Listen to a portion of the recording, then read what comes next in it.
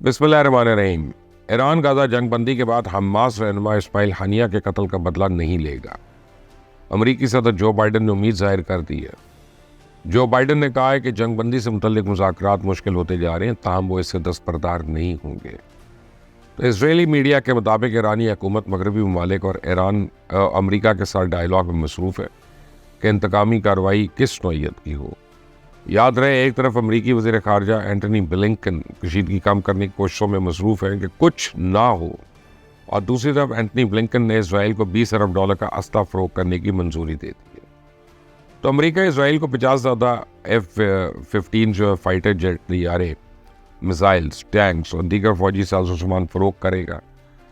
और इन सब के बाद भी अमरीका तुर्किया पे जोर डाल रहा है कि खित्ते में कशीदगी कम करने पे तुर्किया और दूसरे इत्तेहादी ईरान को कायल करें कि ईरान जवाबी हमले से रुक जाए और हालात मज़ीद कशीदा ना हो। तो इसराइल को मज़ीद जानलेवा हथियार और फंड देने के ऐलान के बाद अमरीका अब ईरान को धमकियाँ दे रहा है कि ईरान रशिया को बैलिस्टिक मिसाइल देने से बाज रहे, वरना हमारा रद्द अमल संगीन होगा। अमरीकी तर्जुमान के मुताबिक ईरान की बैलिस्टिक मिसाइल रशिया को देना यूक्रेन में जारी जंगी जारियत को बढ़ावा देगा। तो ईरानी अफवाज की जानिब से गुज़िश्ता चंद दिनों से इसराइल के हालिया हमले के जवाब देने के लिए मुसलसल जंगी मशक़ें की जा रही हैं। जंगी मशक़ों में ईरानी बहरिया और फ़ौजी दस्ते भी शामिल हैं। ईरानी बहरिया और बर्री फ़ौज के लिए जंगी मशक़ों का इनकाद ईरानी सूबे गीलान में किया गया और बहरे कैस्पियन का इंतखाब किया गया है। सऊदी अरेबिया के वज़ीर आज़म और वली अहद को अपने कत्ल का खदशा है। मोहम्मद बिन सलमान ने अमरीकी अरकान कांग्रेस से कहा है कि उन्हें सऊदी इसराइल ताल्लुकात की बहाली और अमरीका के साथ ताउन की खातिर उन्होंने अपनी जान खतरे में डाल रखी है। उन्हें कत्ल करने की कोशिश की जा सकती है। सऊदी वली अहद ने मिस्र के मकतूल सदर अनवर सादात का भी जिक्र किया, जिन्हें इसराइल के साथ कैंप डेविड समझौते के बाद कत्ल कर दिया गया था। याद रहे कि रवां साल जनवरी में सऊदी वज़ीर ख़ारजा शहज़ादा फैसल बिन फरहान ने कहा था कि मसला फ़लस्तीन हल हो जाए तो सऊदी अरब इसराइल को तस्लीम कर सकता है। दूसरी तरफ ताज़ा इत्तलात के मुताबिक इसराइल ने आलमी विरसा करार दिए गए फ़लस्तीनी इलाके पर यहूदी बस्ती बसाने की इजाज़त दे दी है। फ़लस्तीनी सदर महमूद अब्बास ने कहा है कि अमरीका रशिया को मशरिक़ वस्ता के अमन मुज़ाकरात से अलग रखना चाहता है, जिसको हम किसी सूरत में कबूल नहीं करेंगे। रूस मुखलिस सालिस है और रूस को मशरिक़ वस्ता के अमन मुज़ाकरात में हिस्सा लेना चाहिए, क्योंकि रूस का बैनुल-अक़वामी क़वानीन के मुताबिक शफ़ाफ़ मौक़िफ़ है। इब्तदाई जुर्म के मुर्तकब पाए जाने वाले अफराद को 50,000 रुपये तक का जुर्माना है, लेकिन जिन लोगों को 1 साल के अंदर दोबारा केस का सामना करना पड़ा उन्हें 5 साल या 7 साल तक कैद की सज़ा दी जा सकती है। मॉनिटर और VD इन्फो के मुताबिक 200 अफराद पर दोबारा जुर्म का इल्ज़ाम आयद किया गया। इनमें से कुछ मुल्क छोड़ के चले गए हैं। रशिया ने यूक्रेन जंग के बाद इख्तिलाफ राय के खिलाफ क्रैकडाउन शुरू कर रखा है। मेमोरियल ने रशिया में 762 सियासी कैदियों की फहरिस्त तैयार कर ली है।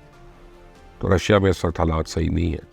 यूक्रेन हमले के बाद अमेरिका और यूरोपियन यूनियन की जानिब से अपने करेंसी नोट की बरामद पर पाबंदी के बावजूद अरबों डॉलर और यूरोज रशिया मुंतकिल हो चुके हैं।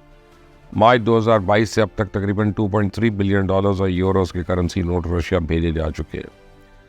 आदाद और शुमार से पता चलता है कि रशिया नकद दरामद को रोकने वाली पाबंदियों से बचने में कामयाब रहा है। नकद रकम मुत्तहिदा अरब इमारात और तुर्की समेत मुख्तलिफ ममालिक से रशिया मुंतकिल की गई, जिन्होंने रशिया के साथ तजारत पर पाबंदी आयद नहीं की है। ताई वज़ीर आज़म जो है, इनको अपने ओहदे से हटा दिया गया। थाई प्राइम मिनिस्टर पर इल्ज़ाम था कि उन्होंने एक मुजरिम जो जेल काट कर आया है उसको काबीना में मुंतखब किया था। थाईलैंड की अदालत ने फैसला सुनाते हुए कहा कि वज़ीर आज़म ने आईनी हदूद और अखलाकियात की संगीन खिलाफ वर्जी करके ये जुर्म सरजर किया है और 1 साल से भी कम अरसा वो इस ओहदे पे फाइज रहे। दूसरी जानब जापान के वज़ीर आज़म ने सितंबर में इस्तीफ़ा देने का ऐलान कर दिया। उन्होंने आइंदा महीने हुक्मरान जमात LDP के इंतखाबात में भी हिस्सा ना लेने का ऐलान किया। फोमियो कशीदा ने कहा है कि वक्त आ गया है कि LDP की क़यादत में एक नया चेहरा सामने आए। अमरीकी फ़ौजी का चाइना को मुल्की राज फ़रोग़ करने का एतराफ़ और अमेरिकन फ़ौज के इंटेलिजेंस तज़कियाकार ने तफ्तीश के दौरान रिश्वत के एवज़ दिफाई आर्टिकल से मुतल्लिक टेक्निकल ڈیٹا برآمد کرنے، بغیر لائسنس کے دفاعی اشیاء برآمد کرنے اور ملکی دفاعی راز چائنا کو فروغ کرنے کا اعتراف کیا۔ اساس معلومات $42,000 میں ہانگ کانگ میں رہنے والے ایک شخص کو فراہم کی گئیں، جس کے بارے میں ملزم کا خیال تھا کہ وہ چائنیز حکومت کا نمائندہ ہے۔ جرمنی میں پانی میں زہر ملانے کی اطلاعات پہ کولون کا فوجی اڈہ بند ہے۔ نیٹو کے ایئر بیس کو بھی ہائی الرٹ کر دیا گیا۔ فوجی اڈے کے بیرونی حفاظتی جنگلے کو بھی ٹوٹا ہوا پایا گیا۔ جرمن حکام نے اڈوں کے ملازمین کو نلکے کا پانی تقریب کاری کی وجہ سے زہریلا ہونے پہ استعمال نہ کرنے کی ہدایات کی ہیں۔ کولون فوجی بیس میں 4,300 فوجی اور 1,200 شہری موجود ہیں اور دونوں فوجی اڈوں کے اطراف کے علاقے کو بند کر کے جرمن پولیس، فوج اور انٹیلیجنس ایجنسی نے واقعے کی تحقیقات شروع کر دی ہیں۔ نریندر مودی کی تقریریں بھارتی مسلمان اور دیگر اقلیتوں کے لیے حقیقی خطرہ جان اور خطرہ قرار ہے۔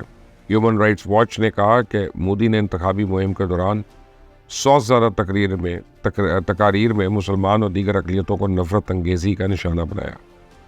مودی نے مجموعی طور پہ 173 تقاریر کی اور 110 تقاریر مسلم مخالف تھیں۔ ان نفرت انگیز تقاریر کے باعث کئی دفعہ لوگوں پہ براہ راست جسمانی طور پہ حملہ کیا گیا، قتل کیا گیا، اور رپورٹ میں کہا گیا کہ مودی تقاریر میں جھوٹے دعووں کے ذریعے ہندوؤں میں خوف پھیلاتا ہے کہ اگر اپوزیشن جماعتیں اقتدار میں آئیں تو ان کے عقائد، عبادت گاہیں، اثاثے زمین، کمیونٹی، لڑکیوں اور خواتین کی سلامتی کو مسلمانوں سے خطرہ ہے۔